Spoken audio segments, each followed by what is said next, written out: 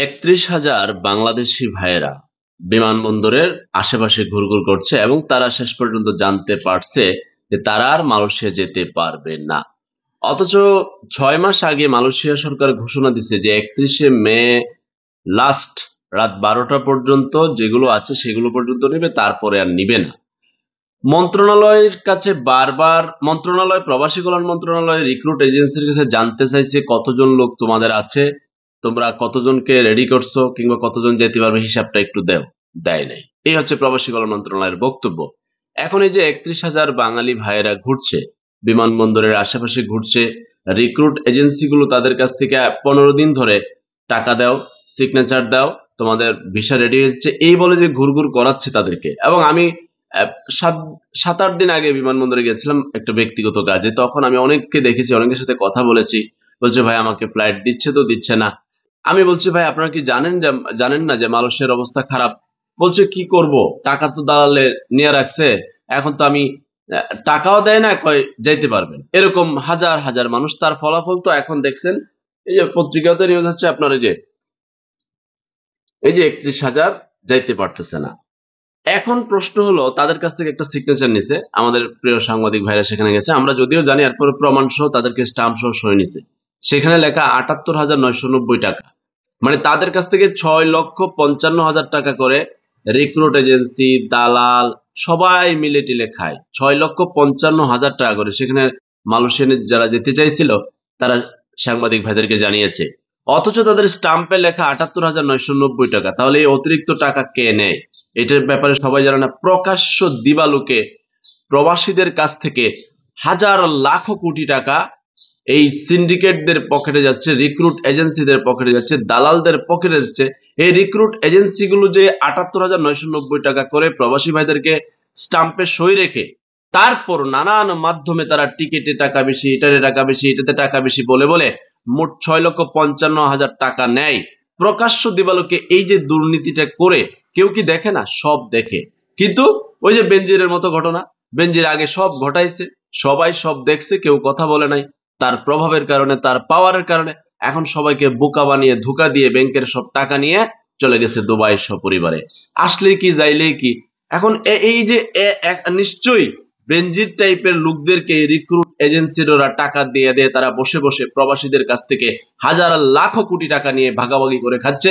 আর প্রবাসী বাঙালি ভাইয়েরা সেখানে কষ্ট করছে। এখনো মালয়েশিয়াতে যারা অবস্থান করছে, দালালরা পাঠিয়েছে যে খুব ভালো অবস্থান আছে, কাজ আছে, ওখানে হাজার হাজার বাঙালিরা। আপনারা কমেন্টে জানান পৃথিবীর বিভিন্ন দেশে যে প্রবাসী ভাইয়েরা আছেন, আপনি যেই দেশে আছেন সেই দেশের অবস্থাটা জানান। কমেন্টে গেলে দেখা যায় সৌদি আরবের অবস্থা খারাপ, কুয়েতের অবস্থা খারাপ, মালয়েশিয়ার অবস্থা খারাপ। বলছে ভাই কেউ আসিস না, তোরা কেউ আসিস না। আর দালালরা, দালালরা রিক্রুট এজেন্সি গুলো দেখবেন এরকম পাঞ্জাবি পরে পরে বসে রয়েছে, হজ করে আসছে, দাড়িতে মেহেন্দি দেওয়া, চুলে মেহেন্দি দেওয়া, আর কি চমৎকার। ওই যে মানুষের লাখ হাজার কোটি টাকা খাইছে তেল তেল করে। এই হারামিগুলো মানুষকে বলে কোনো সমস্যা নেই, এখানে কাজ আছে। অথচ বারবার সোশ্যাল মিডিয়াতে প্রত্যেকটা ভিডিওর কমেন্টে বিভিন্ন দেশের প্রবাসীরা বলতেছে বাঙালি তোরা আসিস না। আপনি দেখেন না ইতালির ব্যাপারটা, ইতালির ভিসা জটিলতায় লাখখানিক লোক আটকাইছে। ইতালির লোক দরকার ৫ জন, টাকা লয়ে লিছে দালালরা মিনিমাম ৫,০০০-এর কাছে। মানে কিছু বাঙালি আছে, ধরেন এই দেশেও টাউট বাট্টর মোটামুটি ছিল, কোনো কারণে ধরা খাই যাচ্ছে, ব্যবসা বাণিজ্য মায়ের, হ্যাঁ চলে গেছে মালয়েশিয়া, হ্যাঁ চলে গেছে ইতালি, হ্যাঁ চলে গেছে কাতার, হ্যাঁ চলে গেছে দক্ষিণ আফ্রিকা। এখন এত দালালি অভ্যাস, বাটপারি করার অভ্যাস, এরা কেউ বুদ্ধি দিছে বেটা এখানে কাজ করে কত টাকা কামাবি, ব্যবসা ল। কি ব্যবসা? কম লুকান। ইতালি গেছে লুকান, ইতালি গেছে কাজ করে হয়তো কিছু টাকা কামাবে, পরবর্তীতে সেই দালালি করে মানুষের শত কোটি টাকার মালিক হয়ে গেছে। এই ব্যবসা জোড়াইছে আবার কিছু বাঙালি। এই দেশে যেগুলোর চরিত্র খারাপ ছিল, টাউট বাটপার টাকার লোভ ছিল, তারা পৃথিবীর বিভিন্ন দেশে অবস্থান করে এই দেশে কিছু দালাল নিয়োগ করে কিছুই করে না, দেখবেন মুসো তেল দিয়ে ঘুরতেছে, টাকা গাড়ি বাড়ি সব। কি ব্যাপার? ওই দেশে থেকে গাড়ি বাড়ি হয় ইতালির লোক নাই, হয় মালয়েশিয়ার লোক নাই, হয় কাতার লোক নাই, হয় সিঙ্গাপুর লোক নাই। দারুণ ব্যবসা। আর অসহায় সাধারণ নিরীহ মানুষগুলোর বাড়ি ঘর বিক্রি করে, ঋণ করে, ওই যে ৭৮,৯৯০ টাকা মালয়েশিয়া যাইতে লাগে, সেখানে ৬,৫৫,০০০ টাকা দেয়, বাকি টাকাগুলো ভাগাভাগি করে সব হারামির বাচ্চারা খায়। ইতালি গেলে কয় ১৪ লাখ ১৬ লাখ, অথচ কত টাকা খরচ হইব? এর মধ্যে এক একটা লোকের কাছ থেকে ৭-৮ লাখ টাকা করে কামায়। পরবর্তীতে সে হয় শত কোটি টাকার মালিক ইতালির নিয়া। আর ইতালি গিয়া আমার দেশের ভাইয়েরা সেখানে কিছু টাকা কামায়, আবার পরবর্তী ধরপাকড় করে পাঠায় দেয়। কেউ কেউ চুরিদারি করে থেকে যায়। এই বুঝি আমার সোনার বাংলা? স্বাধীনতার পরবর্তী সময়ে সবাই মিলে আপনারা দেশকে পরিচালনা করে বাম ডান উত্তর দক্ষিণ এই পর্যায়ে নিছেন যে আমার দেশের যুবকরা এই দেশ ছাড়ছে, কেউ কাজের জন্য, কেউ পড়াশোনার জন্য, আর কেউ আসতে চাইতেছে না, এবং ওইখানে থাকতে গেলেও সমস্যা। আমাকে একজন বলছে, কমেন্টে দেখলাম সোশ্যাল মিডিয়াতে, যে ওইখানে বাঙালিদেরকে, মালয়েশিয়া বাঙালিদেরকে বিরক্ত করে, ঘৃণা করে, ওদেরকে নিয়ে হাসাহাসি করে, মজা করে, টিকটক করে ছড়িয়ে দেয় যে ওই দেখ বাঙালি, ওই ভিখারিরা পড়ে আছে। কে রে ভাই? বাঙালি কি ভিখারি শোনার জন্য আর এরকম লজ্জা পাওয়ার জন্য, মানহানিকর শব্দ শোনার জন্য এদেশের এত সংগ্রাম করে স্বাধীনতা আনছিল? গতকাল একজনে ওই বিদ্যুৎ অফিসে গেছিল, একজন মুক্তিযোদ্ধা, তার কাছে ঘুষ চায়। মুক্তিযুদ্ধে খেয়ে পড়ছে, দেশ স্বাধীন করছি ঘুষ দেওয়ার জন্য। ওই হারামিগুলা মুক্তিযোদ্ধার কাছে পর্যন্ত ঘুষ চায়। এখন যারা জীবিত অরিজিনাল মুক্তিযোদ্ধা আছে তাদেরকে জিজ্ঞেস করেন তাদের মনে কত কষ্ট, যে কেন এদেশে এত কষ্ট করে স্বাধীন করলাম। তাদের মনের কষ্টের শেষ নাই। আপনি চাকরি করতে যাবেন, ঘুষ দিতে হয়, চাকরি মানে কোন সেক্টরে যাবেন? একটা অবস্থা এত খারাপ করছে, এই সোনার বাংলাকে চোরের বাংলা পরিণত করছে। এবং জায়গা মতো লোক বৈশা বৈশা আলগাপাতি খাইতে খাইতে শত শত কোটি টাকার মালিক হয়। ওদের টাকার লোভ এই পরিমাণে গেছে, বেনজিরের টাকার লোভ দেখছেন না? প্রতিদিন করে 17.1% জায়গায় কিনছে, হাজার হাজার কোটি টাকা কামাইছে। আর সোশ্যাল মিডিয়াতে আইসা পরবর্তীতে নিউজের কত বড় বড় বক্তব্য দিছে, হ্যাঁ আমি এই তো পালাই লাগে।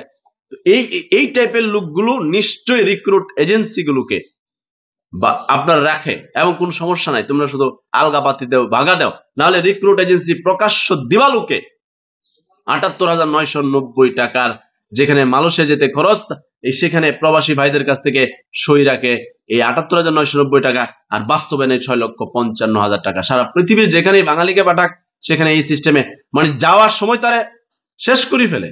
তো যাওয়ার পরে আপনি যদি যান যে আপনি আমাকে ব্যাংকে রেমিটেন্স দেন, ওরা ব্যাংকে রেমিটেন্স দিতে চায়, ওদের মনে কষ্ট নাই। এবং এম্বাসি গুলোতে কোনো সমস্যা নিয়ে যখন যাবে, কুত্তার দাম আছে, বাঙালিদের সেই দাম দেয় না, কথাও শুনে না। কত সমস্যা নেই তারা ঘুরে, আকামা নাই, কত প্রবলেম, কেউ শুনে না। ও প্রবাসীদের রেমিটেন্স মজা লাগে, শুধু প্রবাসীদের কষ্ট শুনতে মজা লাগে না। হ্যাঁ, এখন মালয়েশিয়ার ঘুরঘুর করতেছে মালয়েশিয়া বিমানবন্দরে, বলছে ঋণ করে আসছি, আর ফেরত যাব না, হয় মারা যাব না হলে মালয়েশিয়া যাব। আর মালয়েশিয়ার থেকে ওই আমাদের ভাইয়েরা বলতেছে ভাই তোরা কেউ আসিস না। এই বুঝে আমার সোনার বাংলা। এই সোনার বাংলাকে আপনারা বড় বড় পদে বৈশা, হ্যাঁ গুরুত্বপূর্ণ পদে বৈশা বৈশা দেশকে লুট করতেছেন, রিক্রুট এজেন্সি দিয়া প্রবাসীদের কাছ থেকে টাকা নিচ্ছেন। এই দেশ তো গরিব না, এদেশকে গরিব করে রাখছে শিক্ষিত কলম চোরেরা, বিভিন্ন পয়েন্টে বসে, বিভিন্ন সেক্টরে বসে বসে বেনজির করে নাই। বেনজিরের ঘটনা তো এখন বেরিয়েছে, হাজারো বেনজির কোথায় কোথায় পড়ে রয়েছে। এখন আপনি বলবেন দলকানা হয় না, এখন হয় তখন হয় না, সব সময় হয়েছে। আমি প্রকাশ্য বলছি, সব সময় হয়েছে। এই দেশকে নষ্ট করে ফেলছেন। এবং আমাদের প্রজন্ম কোন রকম বেড়ে উঠছে, কষ্ট করে সংগ্রাম করছে, পরবর্তী প্রজন্মের একটা ছেলে মেয়ে এদেশে থাকতে চায় না। কি করছেন তাহলে দেশ পরিচালনা করে? কি করছেন স্বাধীনতার এই 50 বছরের দেশকে, যে কেউ থাকতে চায় না, মানুষকে কষ্ট করতে হচ্ছে, মধ্যবিত্ত নিম্নবিত্ত মানুষদেরকে কষ্ট করতে হচ্ছে। সবাই মিলেই, সবাই দোষী, আমি দোষী, আপনিও দোষী, সবাই মিলে নষ্ট করছি, যার কারণে পরবর্তী প্রজন্মের কেউ থাকতে চায় না। আর যারা প্রবাসে যাচ্ছে তাদের তো জীবন তামাতাম। এখনো সময় আছে, কেউ না কেউ ভাবেন দেশের কথা, দেশকে পরিচালনা করেন। দেশ গরিব না, দেশকে গরিব করে রাখছে শিক্ষিত কলম চোরেরা। কে কে রাখছে, কার কার নাম হয়তো পরে জানি, আমরা চাকরি থেকে রিটায়ার্ড করার পরে জানি। খুব খারাপ লাগে, খুব কষ্ট লাগে। আল্লাহ হাফেজ।